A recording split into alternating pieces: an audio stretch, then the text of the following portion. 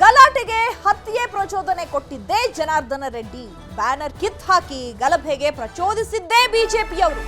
ಹಾವೇರಿಯಲ್ಲಿ ಹೀಗಂತ ಮುಖ್ಯಮಂತ್ರಿ ಸಿದ್ದರಾಮಯ್ಯ ಹೇಳಿಕೆಯನ್ನು ಕೊಟ್ಟಿದ್ದಾರೆ. ಗಲಾಟೆಗೆ ಜೊತೆಗೆ ಹತ್ಯೆಗೆ ಪ್ರಚೋದನೆ ಕೊಟ್ಟಿದ್ದೇ ಜನಾರ್ದನ ರೆಡ್ಡಿ ಅಂತ ಸಿಎಂ ಸಿದ್ದರಾಮಯ್ಯನವರು ಹೇಳಿದ್ದಾರೆ. ಬ್ಯಾನರ್ ಕಿತ್ ಹಾಕಿ ಅಲ್ಲಿ ಗಲಭೆ ಆಗೋದಕ್ಕೆ ಪ್ರಚೋದನೆಯನ್ನ ಕೊಟ್ಟಿದ್ದಾರೆ ಬಿಜೆಪಿಯವರು. ಹಾವೇರಿಯಲ್ಲಿ ಮುಖ್ಯಮಂತ್ರಿ ಸಿದ್ದರಾಮಯ್ಯ ಹೇಳಿಕೆ ಕೊಟ್ಟಿದ್ದಾರೆ. ಒಬ್ಬ ಸಾಯೋಕೆ ಪ್ರಚೋದನೆ ಮಾಡಿದ್ದು ಯಾರು ಅಂತ ಪ್ರಶ್ನೆ ಮಾಡಿದ್ದಾರೆ. ಅಸೂಯೆ ತಡ್ಕೊಳ್ಳಕ್ಕಾಗಲ್ಲ ಬಿಜೆಪಿಯವರಿಗೆ. ಜನಾರ್ದನ ರೆಡ್ಡಿ ರಾಮುಲು ಆರೋಪಕ್ಕೆ ಸಿಎಂ ಸ್ಪಷ್ಟನೆ ಕೊಟ್ಟಿದ್ದಾರೆ.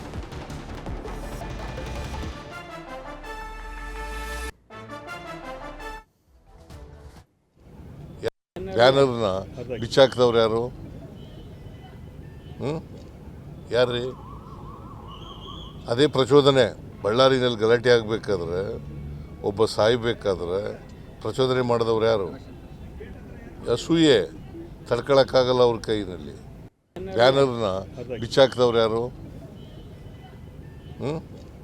ಯಾರ್ರೀ? ಅದೇ ಪ್ರಚೋದನೆ. ಬಳ್ಳಾರಿನಲ್ಲಿ ಗಲಾಟೆ. ಬಳ್ಳಾರಿಯಲ್ಲಿ ಬುಲೆಟ್ ಪ್ರಕರಣದ ತನಿಖೆ ನಡೀತಾ ಇದೆ. ರಾಜಶೇಖರ್ ಕೊನೆಯ ವಿಡಿಯೋ ಕೂಡ ಈಗ ವೈರಲ್ ಆಗಿದೆ. ಪ್ರಾಣ ಉಳಿಸಿಕೊಳ್ಳಲು ಓಡ್ತಿದ್ದಾರೆ ರಾಜಶೇಖರ್. ಆ ಒಂದು ದೃಶ್ಯ ಕೂಡ ಈಗ ನ್ಯೂಸ್ 18ಗೆ ಲಭ್ಯ ಆಗಿದೆ. ಬಳ್ಳಾರಿಯಲ್ಲಿ ಬ್ಯಾನರ್ ವಿಚಾರಕ್ಕೆ ಎರಡು ಗುಂಪುಗಳ ನಡುವೆ ಘರ್ಷಣೆ ಆಗುತ್ತೆ. ಆ ಘರ್ಷಣೆಯಲ್ಲಿ ಫೈರಿಂಗ್ ಮಾಡೋ ಮೂಲಕ ರಾಜಶೇಖರ್ ಹತ್ಯೆಯಾಗುತ್ತೆ. ಈ ಬುಲೆಟ್ ಪ್ರಕರಣ ಕೂಡ ಈಗ ಪೊಲೀಸರು ತನಿಖೆಯನ್ನ ನಡೆಸ್ತಾ ಇದ್ದಾರೆ. ರಾಜಶೇಖರ್ ಕೊನೆಯ ವಿಡಿಯೋ ಕೂಡ ವೈರಲ್ ಆಗಿದೆ. ತನ್ನ ಪ್ರಾಣವನ್ನ ಉಳಿಸ್ಕೊಳ್ಳೋದಕ್ಕೆ ಯಾವ ರೀತಿಯಾಗಿ ಆತ ಓಡ್ತಾ ಇದ್ದ ಅನ್ನುವಂತಹ ದೃಶ್ಯ ಕೂಡ ಲಭ್ಯ ಆಗಿದೆ. ರೆಡ್ಡಿ ಮನೆ ಬಳಿ ಗಲಾಟೆ ಸಂದರ್ಭದ ವಿಡಿಯೋ ಈಗ ಸಿಕ್ಕಿದೆ. ರಾಜಶೇಖರ್ ಹಿಂದೆಯೇ ಗಾಳಿಯಲ್ಲಿ ಗುಂಡು ಹಾರಿಸಲಾಗಿದೆ. ಈ ವೇಳೆ ರಾಜಶೇಖರ್ಗೂ ಗುಂಡು ತಾಗಿರುವಂತಹ ಸಾಧ್ಯತೆ ಇದೆ ಅಂತ ಆ ದೃಶ್ಯದಲ್ಲಿ ಸ್ಪಷ್ಟವಾಗಿ ಗೋಚರಿಸ್ತಾ ಇದೆ. ಯಾಕಂದ್ರೆ ಗಾಳಿಯಲ್ಲಿ ಗುಂಡು ಹಾರಿಸಿದ್ದಾರೆ. ಆ ಗಾಳಿಯಲ್ಲಿ ಗುಂಡು ಹಾರಿಸಿರುವಂತದ್ದು ನೇರವಾಗಿ ರಾಜಶೇಖರ್ಗೆ ತಗಲಿರಬಹುದು ಅಂತ ಹೇಳಲಾಗ್ತಾ ಇದೆ. ಏನೋ ಬಳ್ಳಾರಿ ಶೂಟೌಟ್ ಬಗ್ಗೆ ಜನಾರ್ದನ ರೆಡ್ಡಿ ಹಾಗೂ ರಾಮುಲು ಪ್ರೆಸ್ ಮೀಟ್ ಮಾಡಿ ಒಂದಿಷ್ಟು ವಿಡಿಯೋ ರಿಲೀಸ್ ಮಾಡಿದ್ದಾರೆ. ರಾಜಶೇಖರ್ ರೆಡ್ಡಿ ನಮ್ಮ ಮನೆ ಮೇಲೆ ಬಾಟಲ್ ಎಸೆಯೋಕೆ ಯತ್ನ ಮಾಡಿದ್ದಾರೆ. ಗಲಾಟೆ ಜೋರಾದಾಗ ಪೊಲೀಸರು ಲಾಠಿ ಚಾರ್ಜ್ ಮಾಡಿದ್ರು. ಆಗ ಭರತ್ ರೆಡ್ಡಿ ಗನ್ ಮ್ಯಾನ್ ಕೂಡ ಶೂಟ್ ಮಾಡಿದ್ರು. ಆಗ ರಾಜಶೇಖರ್ ರೆಡ್ಡಿಗೆ ಏಟ್ ಬಿದ್ದು ಮೃತಪಟ್ಟಿದ್ದಾನೆ ಅಂತ ಹೇಳಿದ್ದಾರೆ.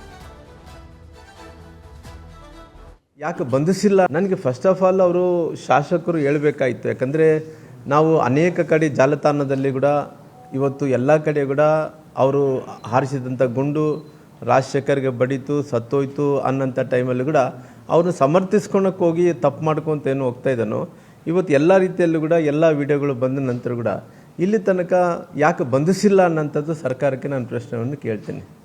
ಹಂಗಾಗಿ ಇವತ್ತು ಭರತ್ ರೆಡ್ಡಿ ಅವ್ರನ್ನ ಅವರು ಒಂದೇ ಇವತ್ತು ಈ ಇನ್ಸಿಡೆಂಟ್ ಒಂದೇ ಅಲ್ಲ, ಇವನು ಅವ್ರ ಹೇಳಿಕೆಗಳನ್ನು ನೋಡಿದ್ರೆ ಅವ್ರ ಎದುರುಗಡೆ ಕಣ್ಣೆದುರುಗಡೆನೇ ಅವರು ಗನ್ಮ್ಯಾನಿಗೆ ಹೇಳಿ ಗುಂಡು ಆರಿಸಿ ಅವ್ನು ನೋಡಿ ಎಷ್ಟು ನಿಶಬ್ದವಾಗಿ ಗುಂಡು ಆರಿಸ್ತಾನ, ಮಕ ತೆರಿಕೆ ಅಂತಾನೆ.